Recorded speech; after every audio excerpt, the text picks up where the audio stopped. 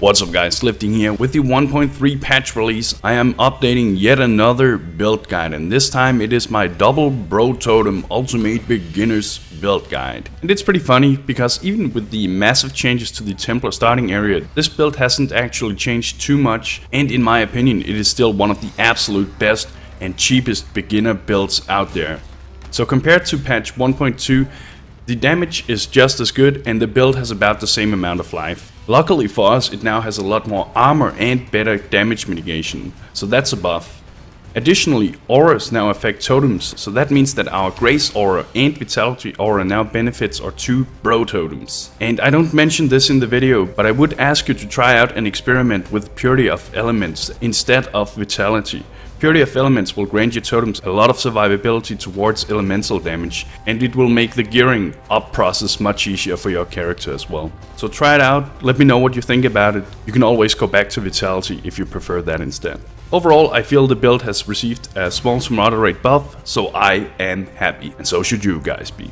I should note that if you guys have already seen my previous 1.2 video for the Double Bro Totem Ultimate Beginner's build, I would suggest that you simply skip to the skill tree progression part, as nothing else besides that has changed too much. If not, I would suggest you watch the entire video to get a better understanding of the build and how it works. Let's get into it. In this video, I'm going to show you what I personally consider the absolute easiest and cheapest build that will allow you to reach endgame bosses and maps. Namely, the famous or infamous, depending on where you come from, Double Searing Bro Totem build.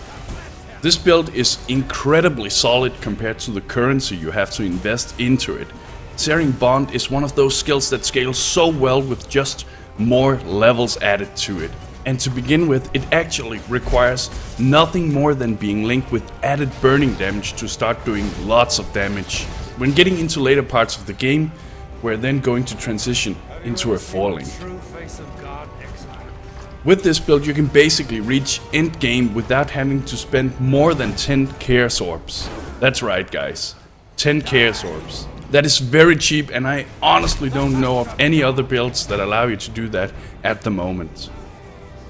I need to warn you though, although this build is able to farm endgame maps pretty efficiently, it is not going to compare against some of the very expensive builds that will clear maps in 1 to 3 minutes. So if that's what you're expecting, then there are lots of other great guides you can try to follow instead. So let me give you a brief explanation of how this build works. The defensive powers of this character lies in its use of iron reflexes that converts all of our evasion rating into armor, and cleverly using a granite and resistance flat. To further utilize the power of iron reflexes, we're running the Grace aura, which will convert the flat evasion bonus that it provides to armor.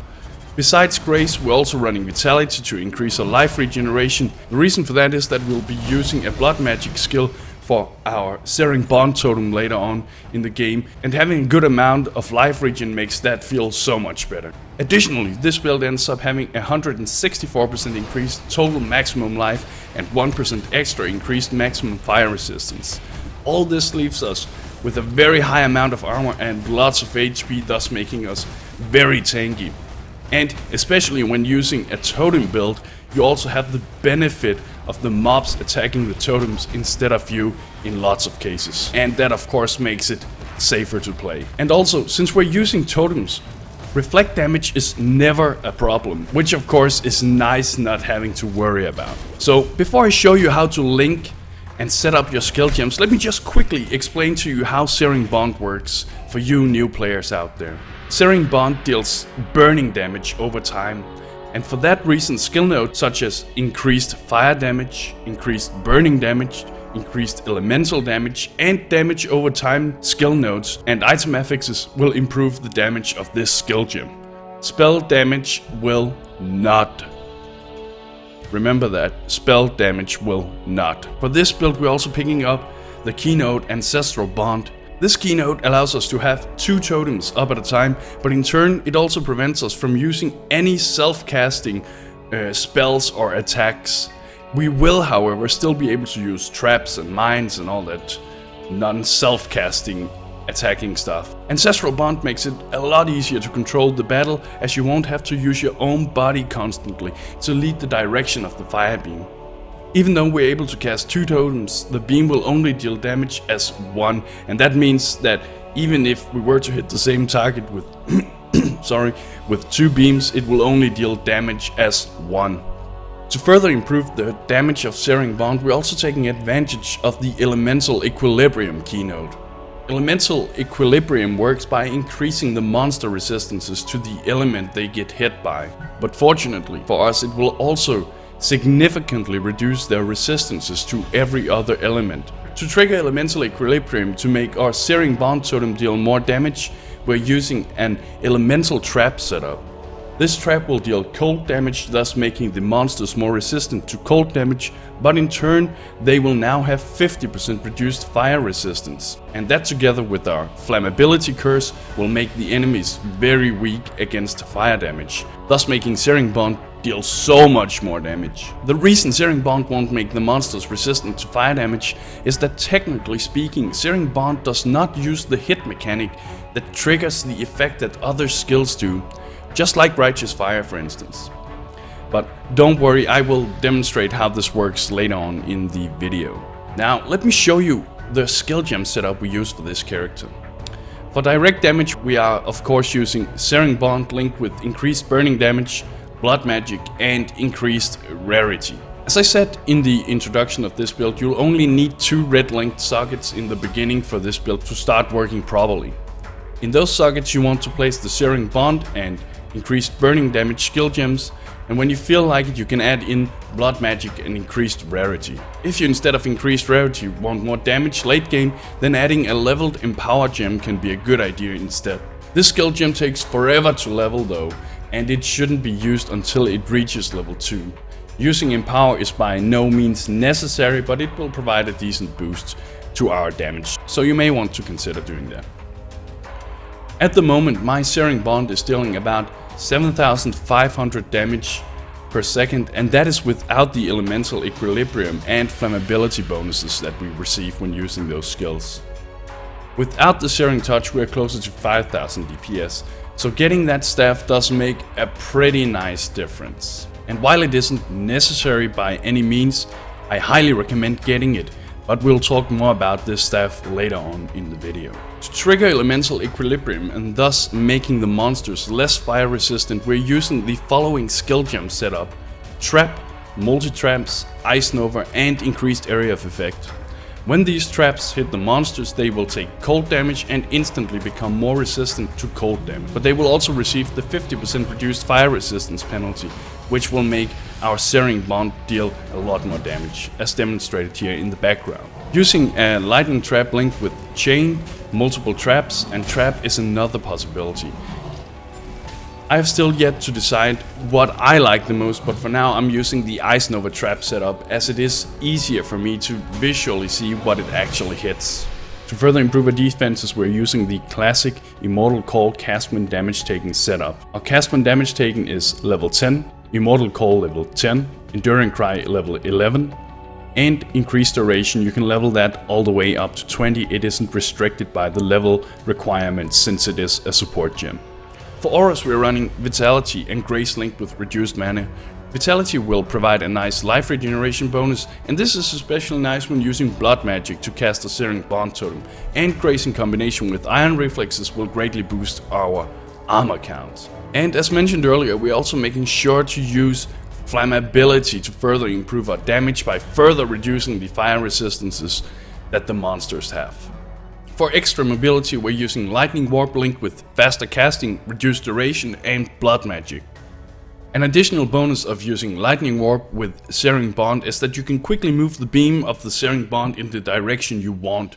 Alright guys, so as you can see we now find ourselves at the magnificent and beautiful new skill tree. In here I'm gonna show you how I would suggest you level up your character.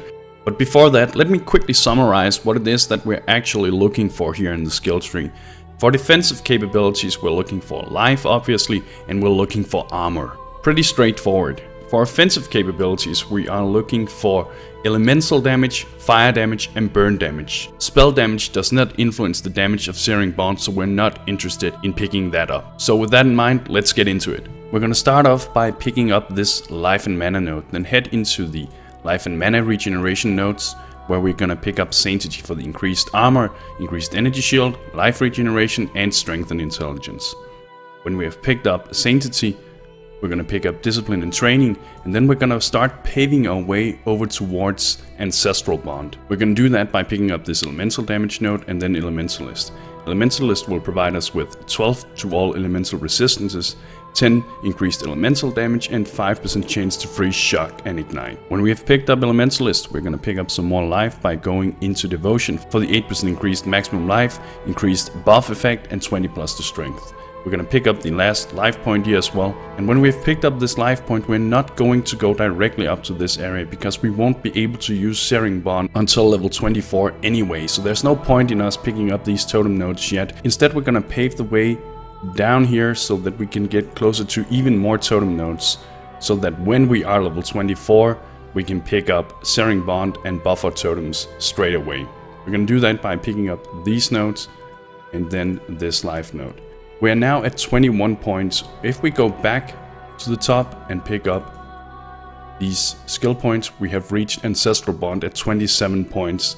At 27 points, if you have picked up all these skill point quest rewards, your character will most likely be around level 23 or 24. That means that you can now start using Searing Bond, and if you pick up Ancestral Bond at this point in time, you can start using Double Searing Bond. Also, I would suggest that instead of picking up this increased totem damage node, that you pick up totem placement speed. This totem damage node is not efficient compared to some of the other nodes that we'll be picking up in the skill tree, but I'm gonna show you that as we continue into the tree. Just keep in mind that when you pick up Ancestral Bond, your character cannot use any damaging skills himself anymore. He can, however, use indirectly damaging skills such as traps, mines, and so on. When you have picked up Ancestral Bond, start dual placing that Searing Bond totem and sear your way through your enemies. To further boost the damage and survivability of our Searing Bond totem, we're gonna head back down towards this area that we paved the way to. We're gonna pick up these totem skill nodes along with Totemic Mastery. Totemic Mastery will grant our totems 14% increased totem damage and 24% increased totem life. Very nice. Also, these two skill nodes here will grant our totems more physical damage reduction and elemental resistances. After that, we're gonna head into this direction where we're gonna pick up Constitution, one of the most badass life nodes in the game. 20 plus to maximum life and 14% increased maximum life. Very nice. When we've picked up Constitution, we're gonna head into Sentinel that will grant our character 24% increased evasion rating and armor and 10 plus to all elemental resistances. After that, we're gonna head over here and pick up this Totem Life and Duration skill node, and 24% increased Totem Life is actually very powerful for a single skill node. We are not gonna pick up these two skill nodes, and the reason for that is that Searing Bond is unaffected by totem attack and cast speed. So basically, if we were to pick up Totemic Seal, which would enable our character to summon the Searing Bond totem faster, we would have to waste a skill point to get there. So for that reason, we're not picking up Totemic Seal. Next, we're gonna head down into this direction and we're gonna pick up Iron Reflexes. Iron Reflexes is going to convert all your evasion rating to armor, and that means that when you're using the Grace Aura that provides you with a substantial increase to evasion, that will now be converted into armor, which will then in turn provide you with a lot of physical damage reduction, thus making your character very tanky. So remember to level up that Grace Aura. Also keep in mind that if you lack intelligence, strength or dexterity at any point in time, feel free to pick up any of these notables, but spec out of them as you get better gear that will provide these stats, so you can use the skill point on something different instead. Alright, so we picked up Iron Reflexes. The next thing we're gonna do is head back towards the Templars starting area. Here we're gonna pick up Faith and Steel. Faith and Steel is a really nice point to get at this point in time, since it will increase our armor, increase our physical damage mitigation, and it will give us that flat 8% to all elemental resistances, thus making leveling so much easier. Alright, so the next thing we're gonna do is that we're gonna start moving towards Ironwood down here, and that's going to boost our totem's survivability and our totem's damage output. But on our way, we're going to pick up Barbarism for that 6% increased maximum life, and more importantly, that 1+ to maximum fire resistances. And the additional 8% fire resistance. The 1+ to maximum fire resistances actually make a pretty big difference when it comes to mitigating incoming fire damage. The next thing we're going to do is to pick up Juggernaut for the 16% increased armor, 6% increased maximum life, and a nice 20% increased life recovery from flasks. When we've picked up Juggernaut, we're going to head down and pick up Ironwood. And instead of picking up this totem attack, cast, and placement speed, we're going to pick up the totem placement speed. And that is, as I talked about earlier, attack speed or cast speed will not influence the amount of damage that Searing Bond deals. It will beneficially influence totems such as Shockwave Totem, Flame Totem, and so on, but not for Searing Bond Totem, so we're not going to pick this up for this build. When we've picked up Ironwood, we're going to head back towards the Scion starting area, where we're going to pick up Shaper for the 40% increased mana regeneration rate and 1+ to maximum life regenerated per second. We're then going to head up here and pick up these two skill nodes that both provide us with maximum life and mana regeneration rate, and the notable quick recovery for that 6% increased maximum life, 20% increased maximum mana regeneration, and 0.8 of life regenerated per second. Very nice. After we have picked up quick recovery, we want to boost the damage of our totems, and we're going to do that by heading up in this direction and picking up increased burning damage along with the notable Holy Fire, which provides 45% increased burning damage. Really good for our build. And now you may be wondering why we're not picking up Shamanistic Fury, and the reason for that is that in order to get to Shamanistic Fury, we will have to pick up totem attack and cast speed. And as you guys remember, we don't want that. So we would end up wasting a point if we were to pick up Shamanistic Fury. So we're gonna ignore that and instead use that point on something that actually benefits our character. And one thing that benefits our character is Elemental Equilibrium. Enemies you hit with elemental damage temporarily get 25+ resistances to those elements and -50 resistances to other elements. Very powerful. It's gonna increase your Searing Bond damage by quite a lot. When we've picked up Elemental Equilibrium, it is time to pick up some more life, and we're gonna do that by heading down towards the bottom of the tree again, pick up the Strength node, and then pick up Bloodless for the 8% increased maximum life and the additional bonus of enemies cannot leech life from you. It's not too important, but it's still nice. The 8% increased maximum life and the 5% increased maximum life is why we're going here. When we have picked up Bloodless, I would suggest that you try to get yourself some more damage mitigation, and one way you can do that is by picking up these armor nodes along with the new notable Soul of Steel. Soul of Steel will grant us 30% increased armor, 4 to all elemental resistances, and the unique property of adding 4 additional physical damage reduction. 4% additional physical damage reduction would be the same as if you were to have a permanent endurance charge on you. It's a nice and interesting way of mitigating physical damage. And the increased amount of armor is pretty good for our build as well. Since we're not using a shield, we'll have to get all the armor we can from other sources. Alright guys, it's time to pick up some more damage, and we're gonna do that by heading up to the Illuminati triangle up here. We're gonna pick up the 8 elemental damage node here, and then these 2 fire damage skill nodes, and then finally Celestial Judgment for 20% increased elemental damage. Very nice. Unfortunately, Celestial Punishment does not work with Searing Bond, otherwise it would have been an excellent choice. Even though it looks like Searing Bond is igniting enemies, it's simply just burning them. It's not the same effect as if the mobs were ignited actually. So that's the reason we're not picking up Celestial Punishment. To further boost our damage, we're gonna head down here and we're gonna pick up Arsonist. 8% fire damage and then eventually 24% increased fire damage and 1% of life regenerated per second. Very nice. After we have picked up Arsonist, I would suggest that we head over and pick up these life and flask skill nodes along with the notable Profane Chemistry. Profane Chemistry will grant us 6% increased maximum life and 30% increased life recovery from flasks. Profane Chemistry will make a huge difference for your flasks, and it has the additional bonus of granting you life. So do not underestimate this skill cluster, it makes a pretty big difference. After having picked up Profane Chemistry, we want to become even more tanky, and we're gonna do that by heading to the top of the tree and heading into Cruel Preparation for that 10% increased maximum life. And after we have picked up this 10% increased maximum life, we want to get a little more damage, so we're gonna pick up Elemental Damage and then eventually Firewalker for the 18% increased fire damage and 15 to fire resistances. And to boost our damage even more, we're gonna head into this pretty awesome cluster of fire damage skill nodes along with the notable Heart of Flame for that 25% increased fire damage. These skill nodes, along with the notable, provide a total of 91% increased fire damage. Very nice.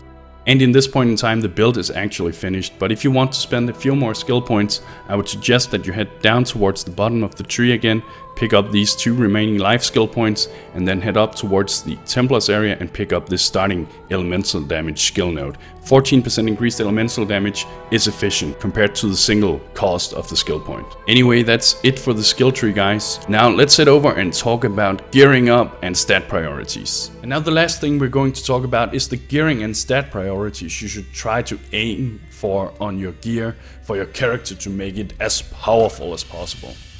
And let's quickly summarize what this build needs to function.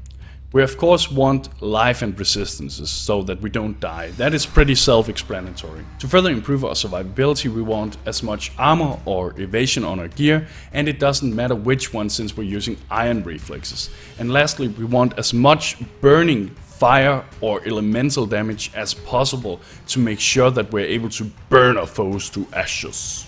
And you probably already know this, but it is very important that you realize that being resistance capped when starting out in merciless difficulty is pretty much mandatory. If you aren't by this time, you need to do what you can to get there, or at least get as close as possible. When you are resistance capped, this is the stats in priority you should aim for when changing gear. For defensive stats you want life, armor or evasion, strength, as it provides HP as well, and chaos resistance. And chaos resistance isn't too important, so don't go out of your way to get that. It should just be considered as a, well, nice bonus to have. For offensive stats, we want increased burn damage. Secondly, we want increased fire or elemental damage, and lastly we want increased casting speed.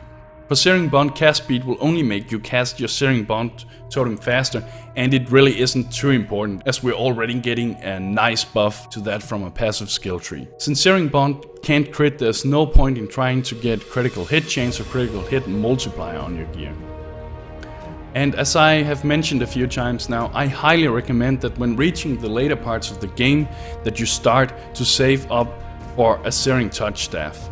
This staff provides, as shown earlier, a substantial increase to damage by providing a 70% increased burning damage affix, along with a varying increased percentage to fire damage, and lastly 2+ to fire damage and skill gems. Since you only need 4 links when reaching late game and a decent fire damage roll on your Searing Touch, it can be obtained very cheaply.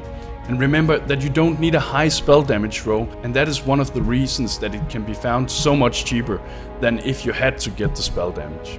Last I checked, this staff in the standard league could be obtained for no more than 7 to 10 chaos orbs, and that is pretty cheap. To be able to roll 4 sockets on a Searing Touch, the item level needs to be at least level 28, so make sure to check for that before buying the staff. And for this build you should also get 2 Seething Life Flasks, 1 Iron Skin Granite Flask, a Quicksilver Flask, and either a Ruby, Topaz or Sapphire Flask depending on the content you're farming. Before transitioning over to Blood Magic for your Searing Bond Totem, you will also want to have a Mana Potion to use for your build. If you want to invest some more currency into this build, I will in my forum post link a few uniques and specific items that goes really well with this build. It is however not something we're going to discuss in this video. Oh, and for the Bandit quest rewards, you should help Oak on normal difficulty and kill them all in both cruel and merciless difficulty for the extra skill points. And that's pretty much it, guys. Remember, if you have any questions, feel free to ask them below in the comments or by going to my forum post on the Path of Exile forums. I will make sure to answer any questions that haven't already been answered in this video. Thank you for watching, and bros, do you even nerd?